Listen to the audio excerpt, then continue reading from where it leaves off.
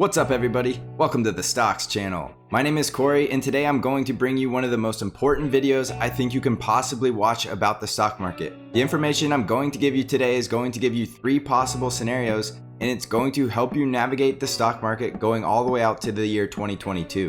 This is going to be a very high level, macro level view of the market, and I'm going to walk you through specific scenarios of exactly how the stock market could go from here. I'm also going to give you specific price action that you need to see to validate these scenarios so that you can actually trade with this information. So I highly suggest you stick it through and watch this whole entire episode, and I think you're going to learn some very valuable information from what I'm about to show you. So let's go ahead and crack open this chart and see what's going on in the stock market today. Alright, the first thing we need to go over is this time cycle study that has been predicting very weak points in the market and actually calling some very important critical lows in the stock market as well. So we're looking at an SPX daily chart and you can see the time cycles here at the bottom of the screen. So the first time cycle called a weak spot in the market around the end of December in 2018, and as you can tell from this chart, that was a very weak spot in the market. The next cycle low was right around August 12th of 2019, and while the market didn't have a significant low, you can definitely see that that was a weak area of the market for that year. The next cycle called the crash of March of 2020, and we could see a lot of weakness going into the end of that cycle, and that was the quickest crash we ever saw in stock market history.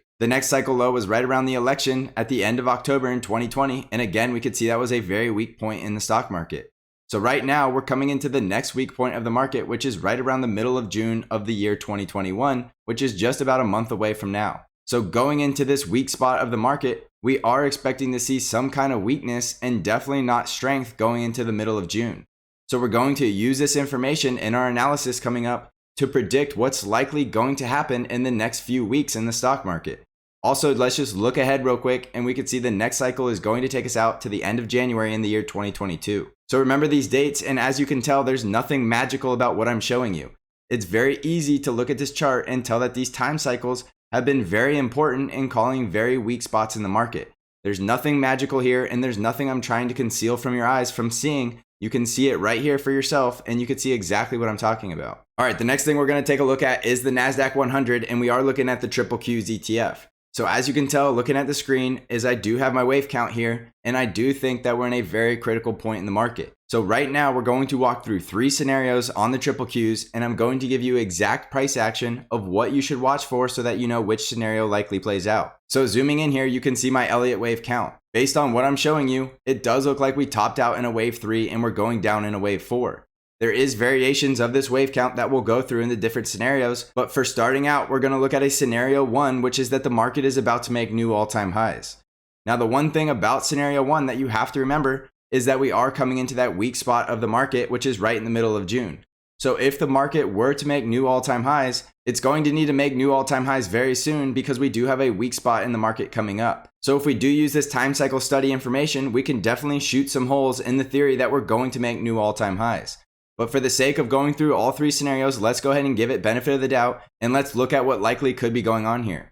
So in the scenario that we're about to go to all-time highs, we finished out wave 3 and we came down here for a correction and finished out wave 4.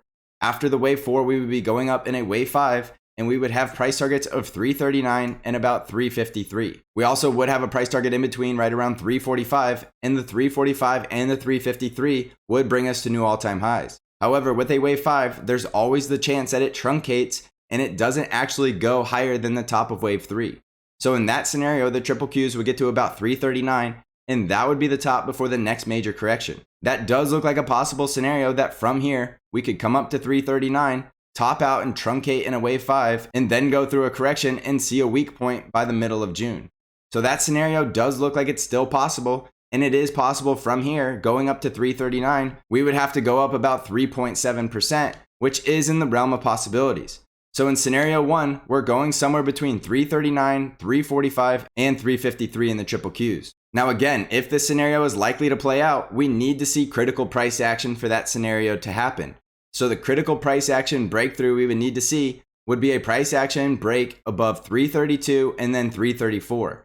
However, there's still a lot of risk with this because on a break above 334, I just told you it's possible that we top out at 339. So 339 would be that first price target that you would need to see the QQQs break through even after we did break through 334.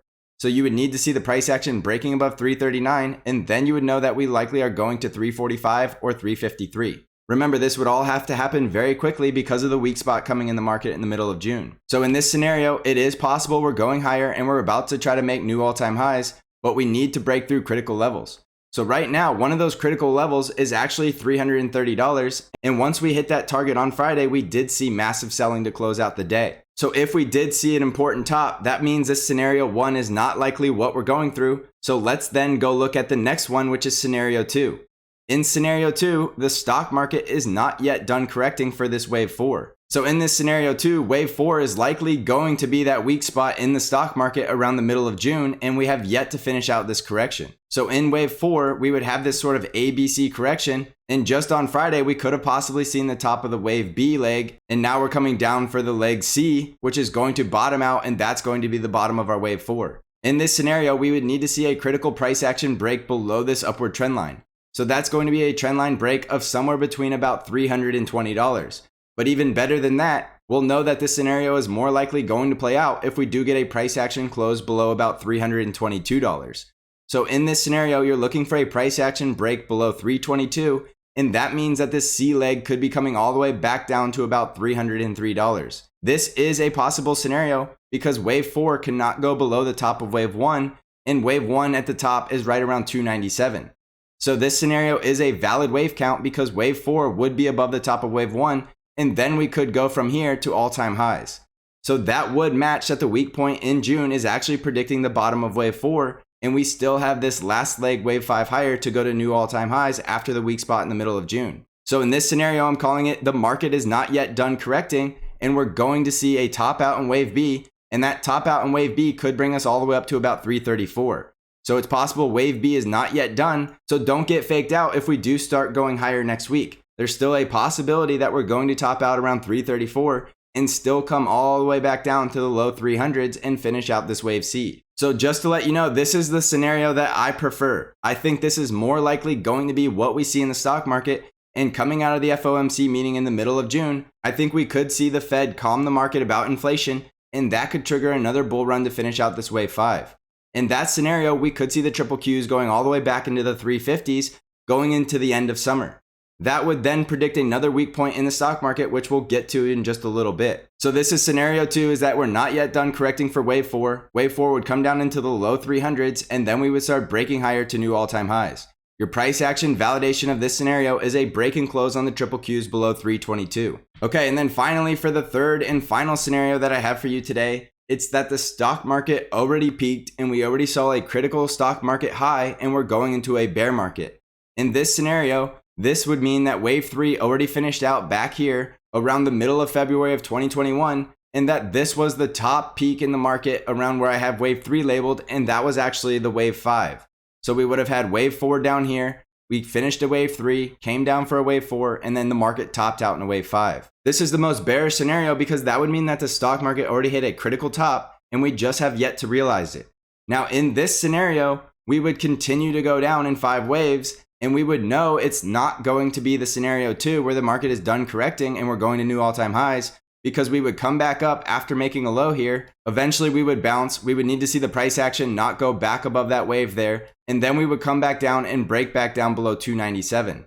If we break down below 297, it's more likely going to be that we're validating the scenario 3, that we hit a critical market top and the market peaked and we're going much lower. We'll then see the market start impulsing lower and start forming lower lows, and we'll continue to see invalidations of these price targets because we'll start breaking down below some of these rules that we can't break in Elliott Wave. So this is a scenario, but I don't think this is likely going to be the scenario that we're going to see. I'm going to get into why I don't think the market peaked and why I still think we're going to see a new all-time high for the year 2021. Okay, so zooming out on this chart, I'm now going to give you the scenario that I think we're likely going to see. Remember, wait for the price action validations and let the price action do all the talking, but I want to go ahead and give you what I think is the highest likelihood probability. So in scenario 2, I said the market is not yet done correcting and we're going to see a weak spot in the middle of June. So this is the scenario that I prefer, and I do think that wave 4 is going to bottom out around the middle of June, and then we will see a wave 5 taking us to new all-time highs. Now in this scenario, remember, we'll know on a price action break below the triple Qs of 322.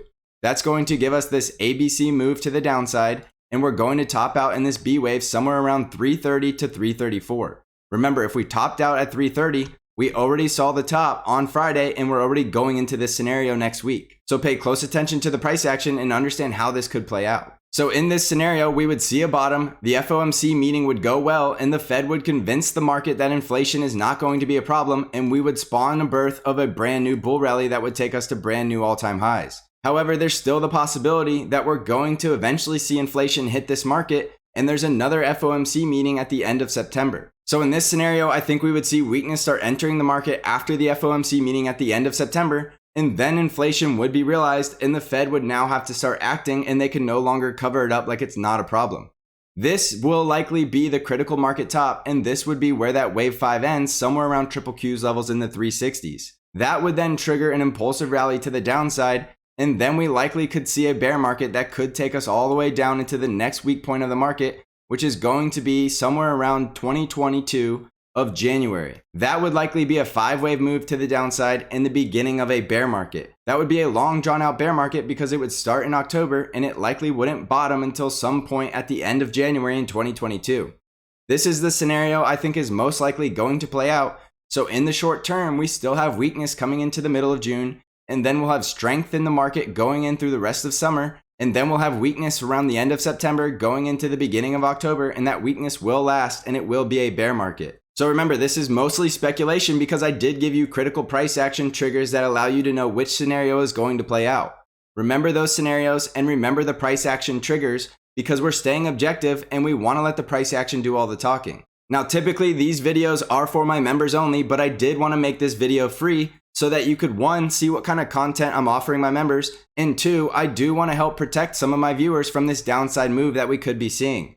So if you appreciate this video and it helps you out and it helps you better understand the market and what to watch for, please help me out by smashing that like button. Also, for my Discord members, I'll keep you updated on all 3 of these scenarios, and of course you're going to get day-to-day updates on exactly what I see happening in this market. So take this very seriously and understand this is a macro level view, so it's not like everything I said here is going to play out exactly like I said it.